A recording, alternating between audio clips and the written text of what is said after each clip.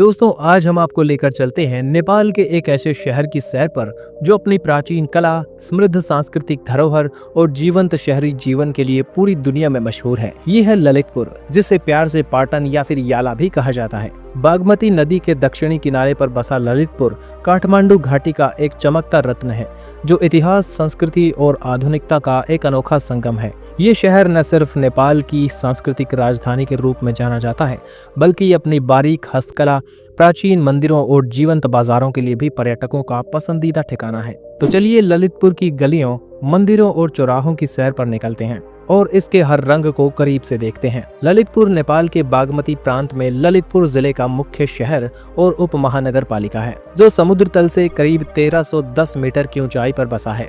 ये शहर काठमांडू से बागमती नदी के पार मात्र 5 किलोमीटर दक्षिण में मौजूद है और काठमांडू घाटी का एक अभिन्न हिस्सा है। इसकी भौगोलिक स्थिति इसे काफी खास बनाती है, क्योंकि ये उत्तर में काठमांडू, दक्षिण में मकवानपुर, पूर्व में भक्तपुर और पश्चिम में काठमांडू जिले से घिरा हुआ है। ललितपुर का क्षेत्रफल 36.12 वर्ग किलोमीटर है। माना जाता है कि इसका नाम किरात राजवंश के राजा यालंबर के नाम पर पड़ा। ललितपुर त्रिभुवन अंतर्राष्ट्रीय हवाई अड्डे से मात्र 7 किलोमीटर दूर है, जो इसे हवाई मार्ग से भी जोड़ता है। ललितपुर का इतिहास 2300 साल से भी पुराना माना जाता है कि इसे 3री सदी ईसा पूर्व में सम्राट अशोक ने बसाया था, जब इसको अपनी बेटी चारुमती के लिए यहाँ एक मठ बनवाया। ललितपुर किरात, लिच्छवी, मल्ल और शाह राजवंशों का गवाह रहा है। मल्ल काल 12वीं से 18वीं सदी में ललितपुर का एक स्वतंत्र राज्य था और इसी दौरान यहाँ की कला, वास्तुकला और संस्कृति अपने चरम पर थी।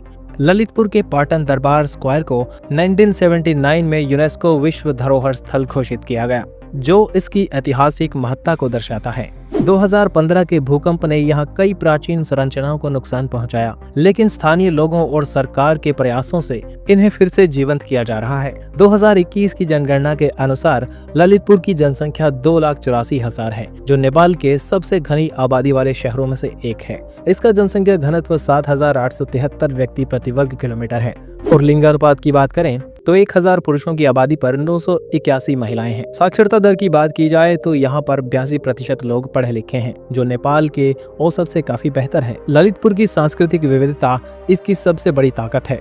यहाँ रातों मच्छिंद्रनाथ यात्रा, बुद्ध जयंती, दशईं और तिहार जैसे त्योहार धूमधाम से मनाए जाते हैं।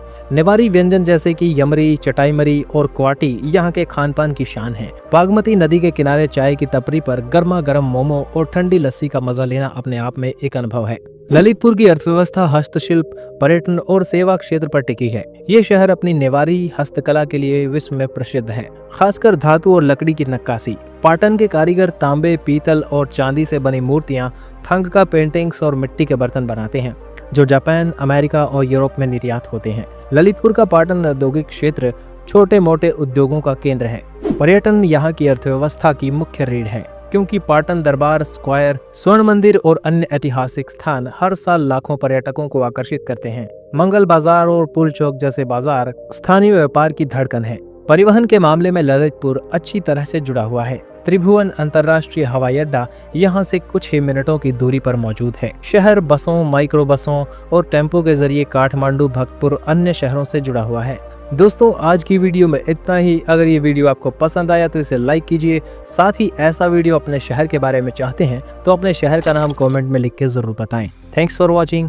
जुड़े रहिए एक्सप्लोर YRS के साथ।